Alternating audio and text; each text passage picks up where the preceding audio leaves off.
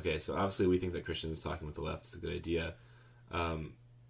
But also kind of some funny examples of Christians on the right who think this is also a good idea. So there's a great website. Okay, maybe not a great website, but there is a website. A website exists called the Libertarian Christian Institute for libertarian Christians only. And we Googled it. We just Googled around, I guess. And we found some Christian libertarians kind of giving their review of Jacques Ellul's book, and it is very funny. Yeah, the majority of the review is, I don't know, it's fine. It just deals with issues in the book. But just summary. Yeah, the last paragraph, I just love the opening line.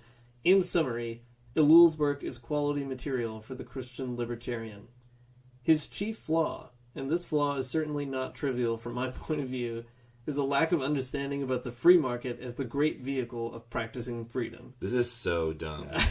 It keeps going. I think it is very likely that he is caricaturing corporatism as capitalism, but nevertheless, a steadier free market principle would help bolster his ideas, to contemporary libertarians of all backgrounds. I mean, this is not good. No, in fact, it is bad. Okay, so I have some things to say about this. So first, Ellul kind of brings this upon himself. Yeah.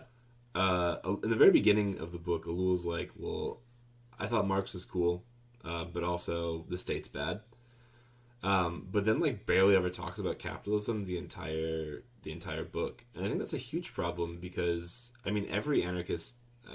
every real anarchist thinks that capitalism is also a coercive problem, and that capitalism is also ingrained in the state somehow too, right?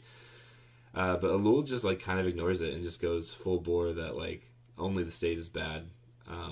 So I mean, I feel bad for the Christian libertarians because they just don't know, I guess, that background or something, or maybe they just want to neglect that background. Yeah, well, I mean, libertarians think that they're anarchists and intentionally don't understand the history of anarchism, right? So yes, very much so. I mean, it's not surprising to see Ellul appropriated in that way uncritically, but he does gesture toward why capitalism is bad throughout. But you're right.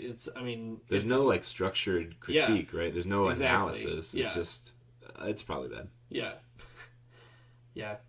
Also, in the comments section, which I appreciate in articles that I read.